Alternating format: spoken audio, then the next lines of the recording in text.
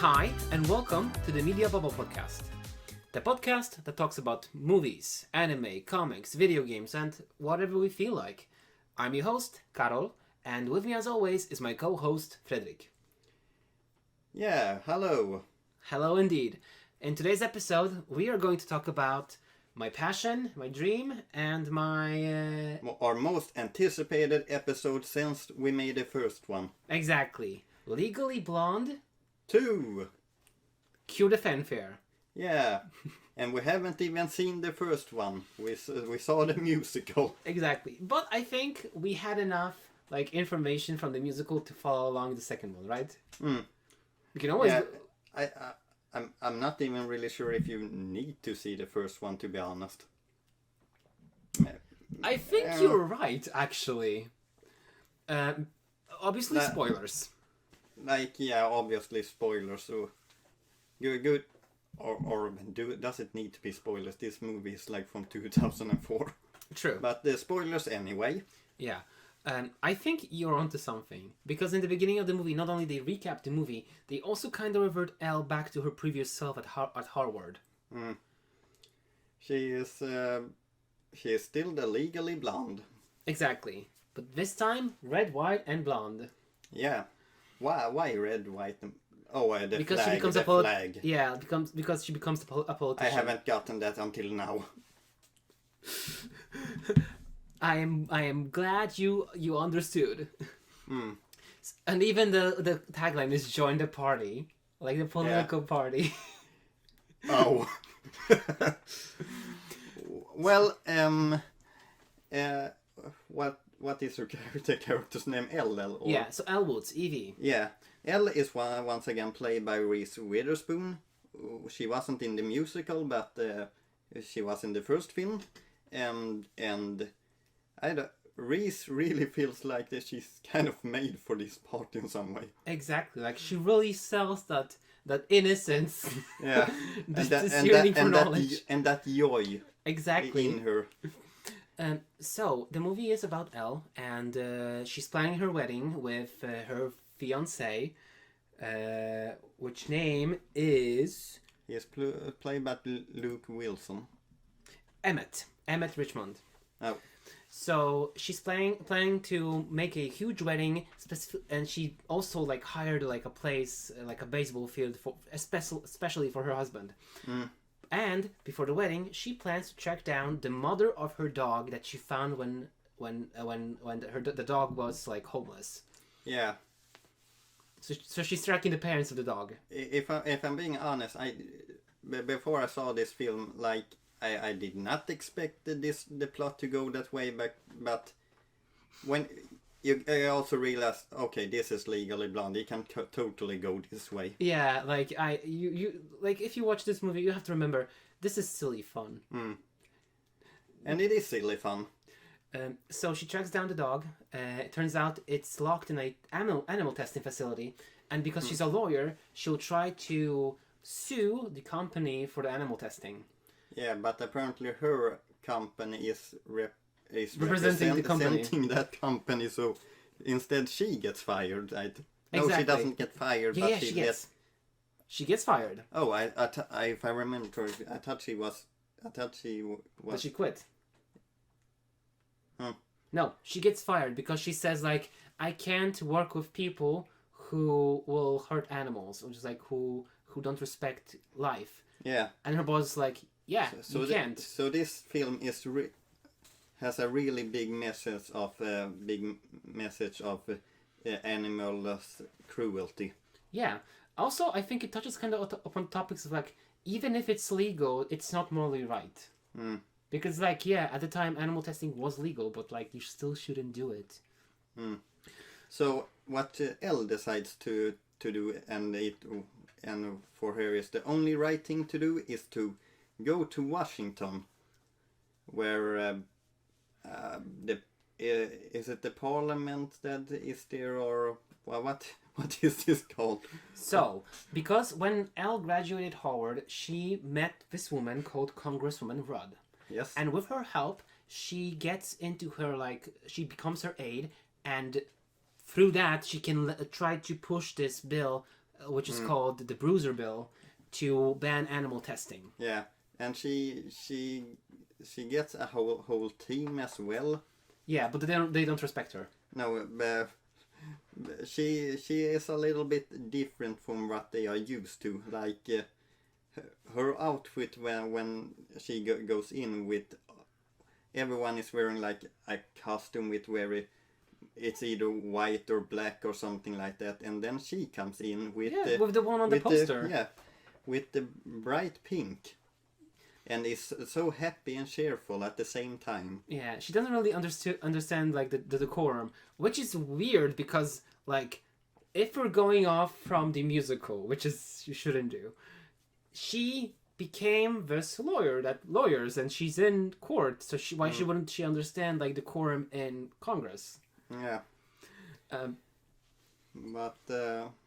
Yeah. And she tries to like go normal way, but she's being denied. She's called like, oh, you should do things the Congress way, but that never works. And she's just being like frozen out. So instead, she with her own way, she campaigns for the bill. So she has two targets. She has a congresswoman. She has a congresswoman called Libby Hauser, and that is one of the members like who decides stuff. Yeah. But she doesn't want to listen to him because she just takes Elle for a dumb blonde bimbo. Yeah. So she tracks down the hair salon that she goes to. Yeah. And apparently they have the same taste, you can say. Not even taste, they were the same sorority. Which only proves that if you want to change anything in the United States, you need to be a member of a special club which have connections to powerful people all over the country. One thing that I kind of wonder about is I'm not really that into politics in my own country. Same. I have gotten a little bit more because of what's going on, but anyway, this is also politics in the United States. How did that go for you? Did you understand everything? It almost sounded like, how did American politics go for you? No, did you understand everything I meant? I think I do, but like it's not really like, it's very innocent view of the politics, I feel like. Yeah, it probably is. This is kind of a feel-good film. Yeah, so for example, another target of Elle was this conservative NA supporting like politician who was called Stanford Marks, I feel like. And he was very conservative and didn't want to listen to Elle. But her in was because when she was out of the park with her dog, she met him with the dog. And turns out their dogs are gay for each other. So if you want political power, you need two gay dogs and a membership in a sorority that is very powerful. So with the power of gay love, Elle Woods legislates for the bill. Gay dog love. Okay. But, we also have this character. Oh yeah, so Elle is not alone because she's not taken seriously in Congress because she's trying to plan a wedding and she has a lot to do. Yeah, so she needs the perfect wedding. She's out of the job and she also legislates for law. At the hotel. A normal Tuesday. Yeah, so at the hotel that is also owned by her sorority is this what's its name? I don't remember. Doorman.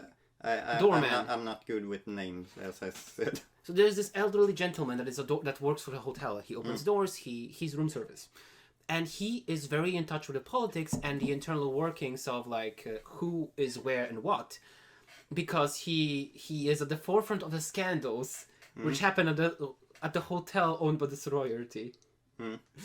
So he helps Elle organize where everyone is and like form the plan of attack.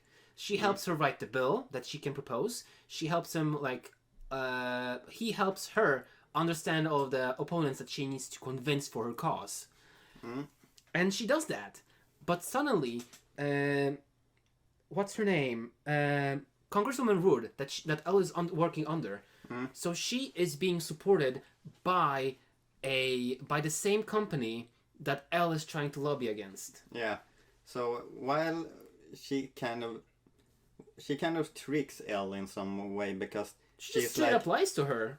Yeah, she is kind of like, oh, I really like what you're doing here. But secretly in behind the scenes, I'm ruled by the money. Exactly. I mean, not even that, because like in the beginning, I think she legitimately wanted Elle and respected her, and she still kind of did at the end of the movie. Like in the scene where they first meet and Elle introduces herself to their whole team, and they're like, "Who is this girl?" And then their boss comes out and they're kind of like, "Oh, hello." Never underestimate a woman with French manicure and a horror degree. Exactly.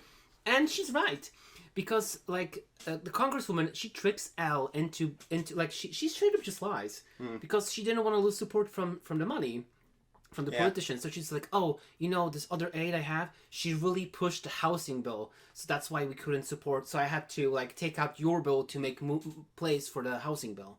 Yeah. But that's just a straight up lie, because the aide, which name is Grace, she didn't do anything. She was just a scapegoat for Congresswoman for the Congresswoman Wood, rather. And Elle understands this because she's saying like, oh, I sorry I couldn't be at the hearing. I was getting this facial at the local salon. And Anna's like, wait, but you can't get a facial and then wear makeup for like 24 hours because it will destroy your skin. There will be red blotches. So if she wasn't at a facial, that means she was talking with the politicians that suddenly withdrew her support from the cause that she was lobbying for. Her detective skills. Yeah, when it comes to fashion, skincare, and hair, which is so dumb because in the musical she actually like understood, like she was law smart, but here she's just clothes smart, which I respect, but goddamn. I respect it, but goddamn. Like she. Because I guess it's almost similar arc to the musical. I liked how I wanted you to explain this character and you went down a whole different direction. Because he was actually kind of integral, because if not for him, Elle wouldn't have that in about all the politicians at the Congress. Yeah, and we're talking about what was he? Sid Post. His name is in the movie. He's played by Bob Newhart. Yeah. So Sid is the in, but then she also needs to call her friends from sorority to organize the protest. So that's why, again, if you want to change American politics, you need what? 2 gay dogs and a sorority membership. Yeah.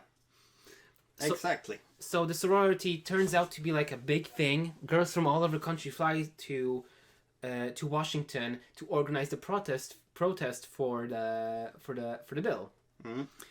And like people are seeing change. They are voting, and I don't remember what other thing the Rod woman did. She like lied again. I don't remember just what she do. Okay. But before we go too much to the end part of the film, we maybe should explain some of her team, because they are kind of against it at first, but they still work for her because I guess they're told by the boss. But later on, Elle kind of wins them over. There's kind of 3 main.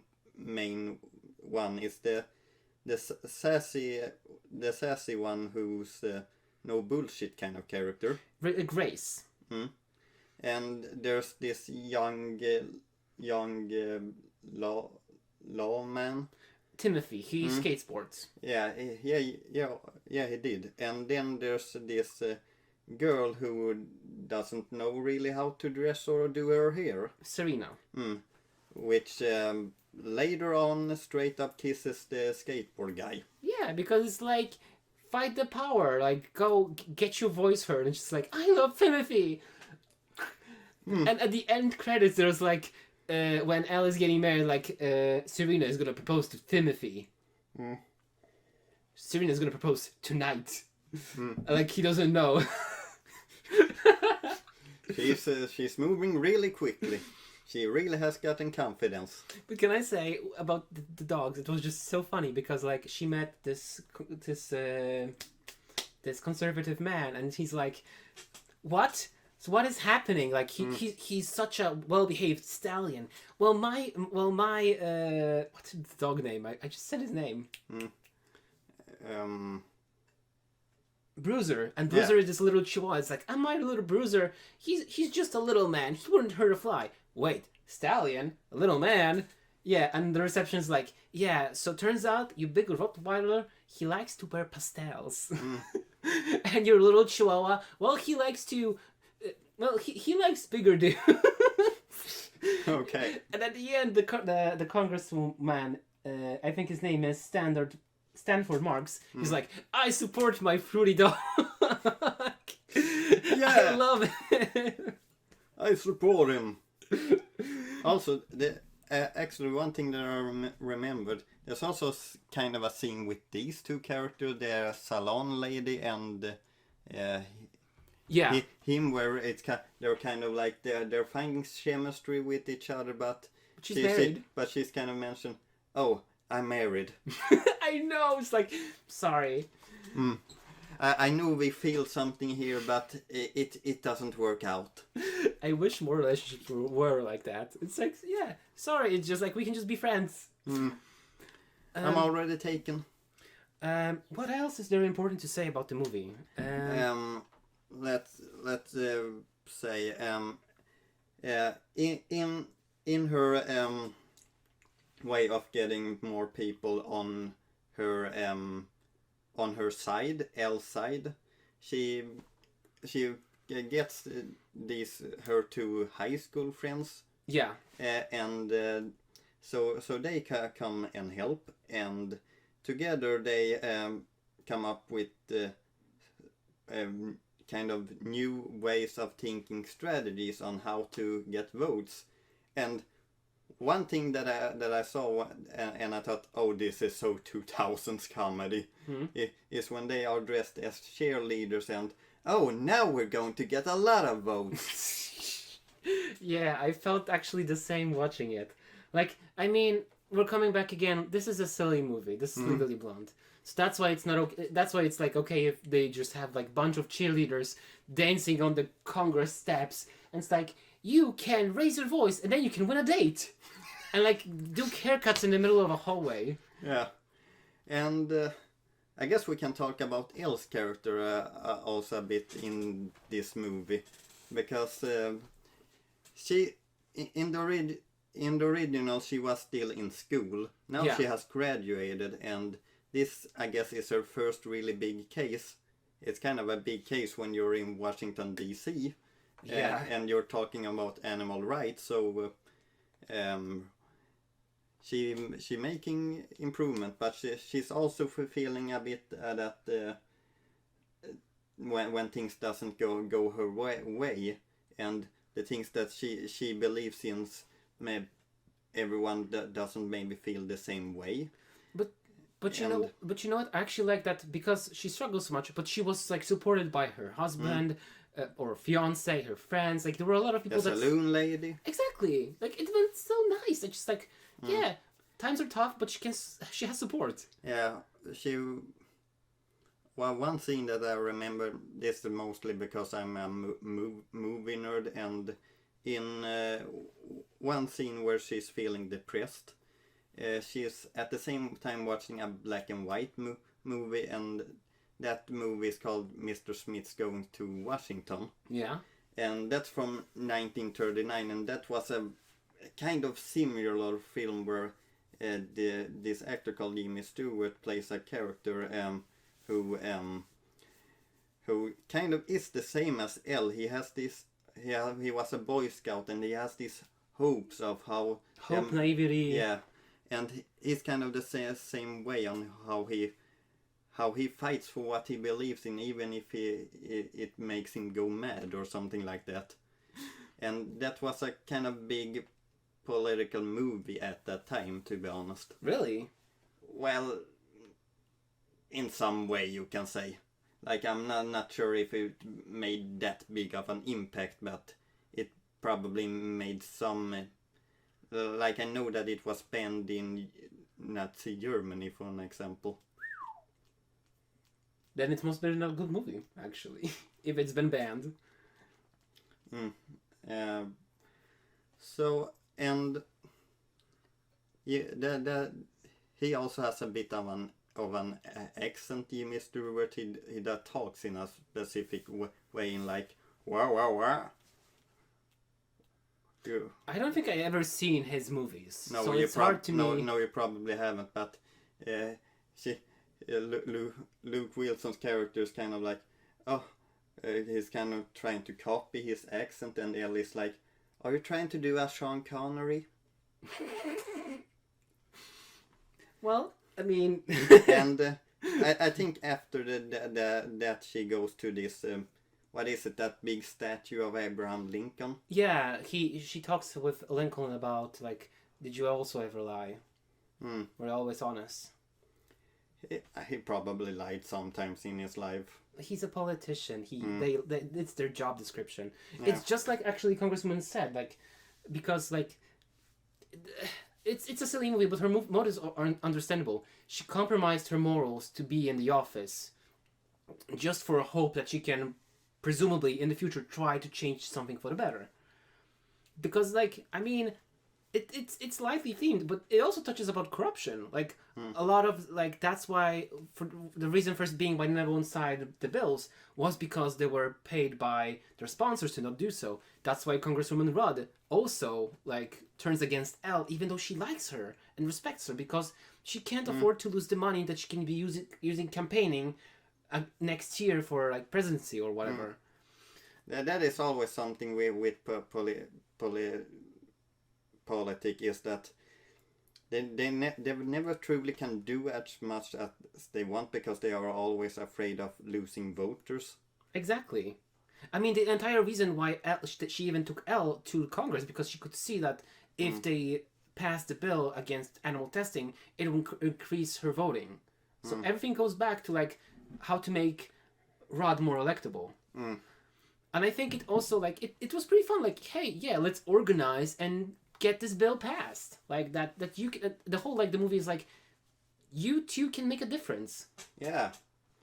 So go and do it. Yeah, like I mean, even it kind of moved me, because like I, for the most part, I don't, besides like watching what, like I'm gay, so it interests me. It benefits me if I keep in touch with like the latest politics surrounding LGBT community. But otherwise, I'm not really politically active, because I feel maybe lazy. Yeah. Or not as interested, I guess. Exactly. But even then, like, there was like actually a good speech in this movie where Elle said, like, we can't, like, you can't forget that you also have a voice. I feel like I feel like when you watch news and things like that, it always kind of makes you depressed. Oh yeah, because news always shows the bad news. Like, there's never something good in the news, except for the sports, maybe. Go sports. But you're right, because dramatic and terrible headlines make views. Because people are drawn to tragedy and to misery, because they want to fuel this insatiable need for. I like that we have this serious conversation with a movie that's kind of silly. But it touches upon political topics, and yeah, it does. This is also kind of like how. Maybe this is the perfect movie, because it makes people that usually wouldn't watch these kind of things watch it. Yeah, exactly. Like, it reminded me, like, hey, I should also maybe get political, because sometimes people who you think represent you will compromise their own, like, will compromise your rights and what you want for their own gain. Just like Congresswoman Rudd. I know it's politics 101. There are politicians, they will do that, but it's, for me, who doesn't really get involved in politics, it's a reminder. Should we talk about the ending case, maybe?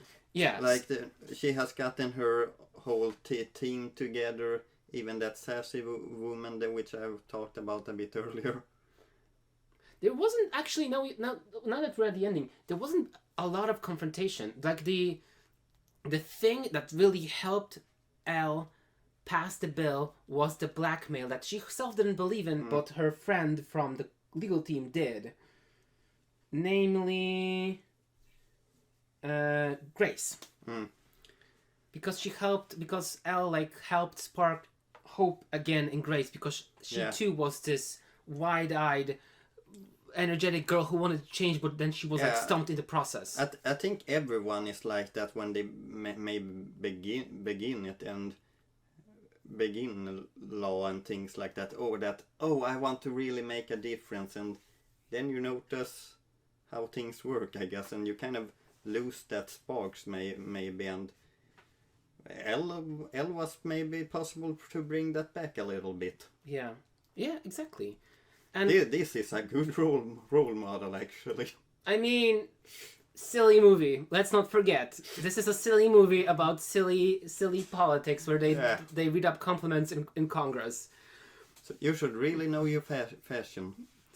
Exactly. But it kinda, the message is nice. Like, join the party. Yeah, and get politically involved. And in the end of the movie, even her boss, who always liked her, but she wasn't part of this ID. She even turned around. I think because the main villain of this story is the animal facility. Animal cruelty is the goal. Is the to defeat it is the goal. Yeah. But it kind of feels like there isn't like no one is really unlikable in this movie.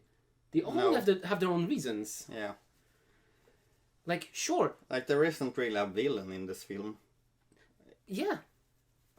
Like, Congresswoman Rudd, she did a terrible thing because she lied and manipulated Grace and Elle. Because she tried but you still kind of like her, because in the beginning scene of how friendship they were. Yeah. And she still respects kind of Elle in the end, even though she lied. And, like, her reasons are not entirely, like, black or white. Like, sure, she compromised herself, but she tried to stay in the office for longer, not get her opponent elected, because she wanted to create change in the future. Yeah. So, yeah. So, your favorite character in the movie, please. Elle. Yeah. That one was kind of easy. It's too easy. If we're going to talk about, she also in the end of the film, she also gets that wedding, which she had been planning for all this film, and apparently everyone is invited. Honestly, it could be because she had the wedding in Congress, not in Congress, in Washington. But like, you could chalk it up to that she reached through all the telephones and all the campaign, that everyone came to Washington to campaign with her. When I think about it, how many character returns from the first film? It was her 2 high school friends, her boyfriend, the saloon lady. Paulette. Her name is Paulette. Paulette. Bruiser. The dog. Yeah. Yeah. There was some other in her original legal team, I guess, that they could have bring back, but didn't. Who knows? I mean, I think because, like, we're basing this off from the musical. In the musical, she had, like, friends in the legal team against the case where she protected the training lady. But in this movie, at the beginning, she didn't really have any allies. She had the friend, the assistant. Like, I hope that he would be more involved, but he was just there for 2 minutes. Yeah. Yeah, he wasn't he? Yeah, I think the only reason why I remember him is because I watched this movie today. Okay. Well, how do you feel about this film in the end, Karol? I wish they made Elle a little bit more book smart, but I like her persistence, and I love that they kept up with the awesome outfits. For me, it was silly. It was fun. It had it had a good story. You don't have to force yourself. I know that it was a silly story. Yeah, no, but I liked the silly story, but I wouldn't really say that this is a serious take, even though we have talked a little bit about the politics. I still don't really feel like this is a serious political movie in some way. So. It has themes. I mean, the whole film is about... It's kind of supposed to be that silly and fun in that way. As I said, I think this is a feel-good movie. It is. I mean, even the case is... Because, like, imagine if Legally Blonde 2 had any other bill to pass besides animal cruelty. It's something like everyone can get behind. Yeah. Right so now. I would say 6 out of 10, maybe. For me, 7 out of 10. Okay. So we have a little bit of time over, so I guess we can talk about some news that I discovered for a couple of weeks when I did research for this film, and I gave a message. Yeah, to Karol that they're apparently right now making a Legally Blonde 3. Yeah. So, it didn't surprise me because I knew about it. Really, because when I wrote it to you wrote me back as like, oh really?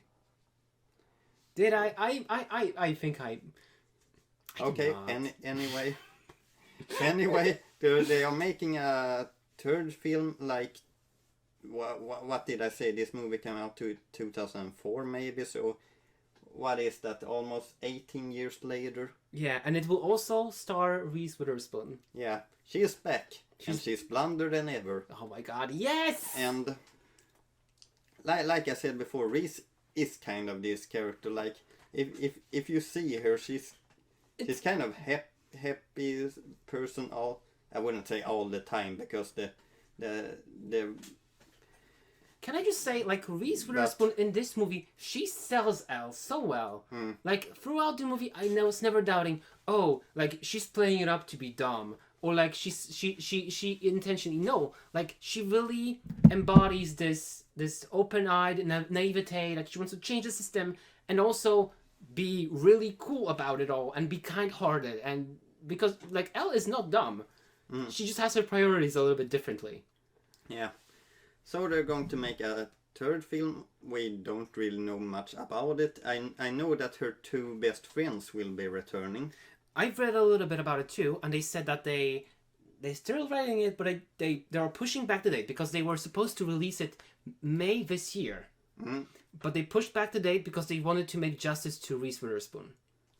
Okay. Because they called it's like the Avengers for her. Okay. Which I say it is. Yeah, what other franchise does she have? She played in a lot of stuff, but this is her magnum opus. Yeah, but she has played in a lot of stuff, that's true, but has she had some kind of franchise kind of thing? That's her. This is her. Yeah. Let me see actually on IMDb what else she starred in. Oh, I know some things. She starred in Sweet Home Alabama, her first film was something, what was it, Blue Moon, or... There's another political movie, it's called Election. Can you see her first film? What does it... What... Oh, well, She also starred in Pleasantville. That was kind of long time ago. That had one of the Spider-Mans in it. I think we're not going to be able to... I'm not going to be able to find it, like, right away. But they have a list, right? Filmography. All filmography. Oh, there's like... Your Place or Mine is this year. Oh, she apparently is still playing Tinkerbell. Well, let's go to her first film. What was that called? The Man in the Moon. Yeah, I have seen that one.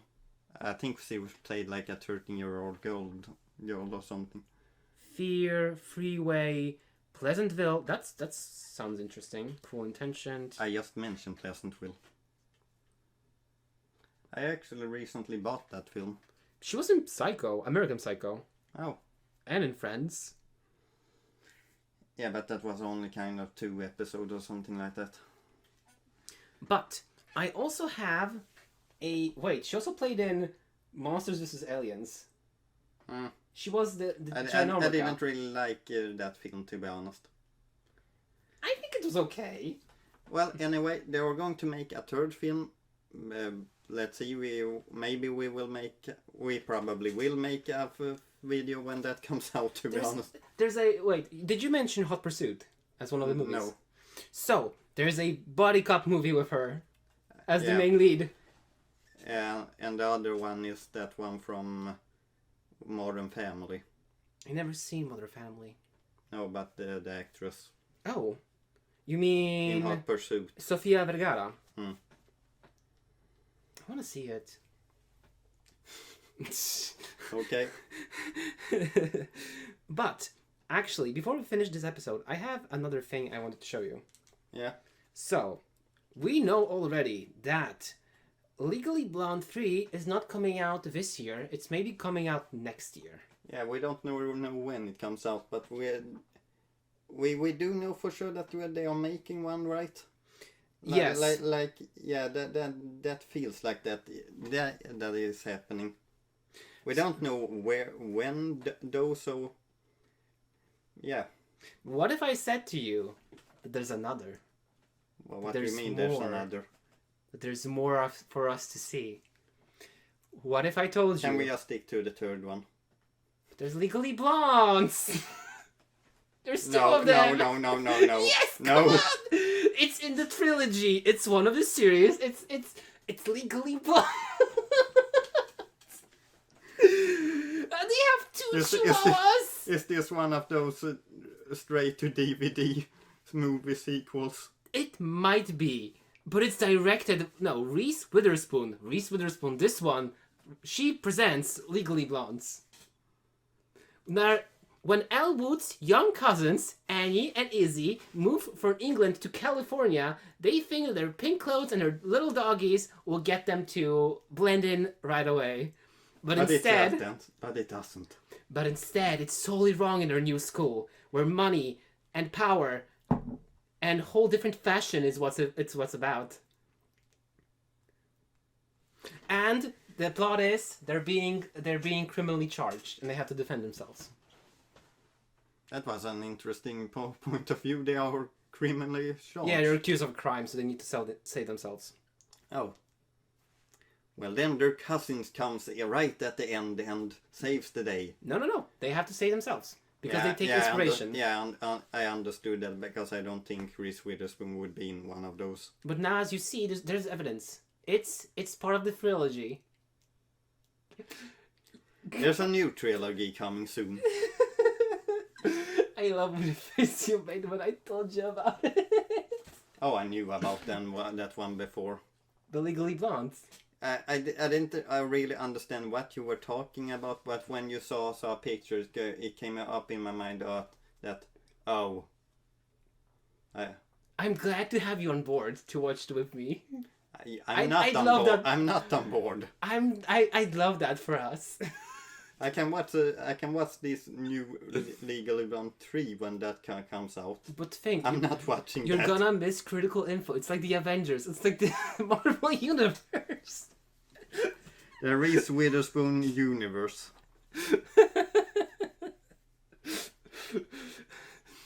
So, how do you feel? No. I think this is enough. I'll give you some time to think about it. So let's finish up this episode. Yeah. So, as always, thank you all for listening, and we hope you enjoyed it as much as we have. Don't forget to hit that bell icon, or follow us on socials like Twitter. Thanks again, Jahzzar, for our intro and outro comedy, and we'll hear from you, or you'll hear from us again soon. Have a wonderful day. And stay blonde.